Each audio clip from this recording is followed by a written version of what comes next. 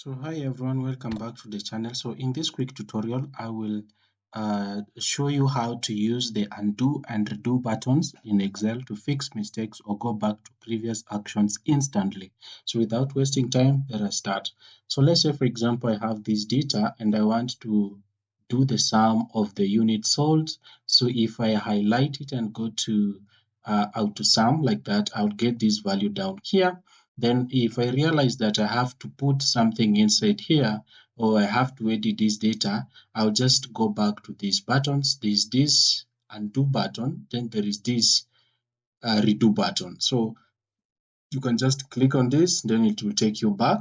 Then you can also click on this button to go back to where you are first, or you can use the shortcut keys on your keyboard.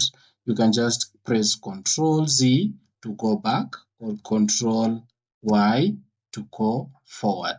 So that is how easy you can use the undo and redo buttons in Excel to fix mistakes or go back to previous action instantly. So if you found this video helpful, please follow for more. See you in the next video. Thank you.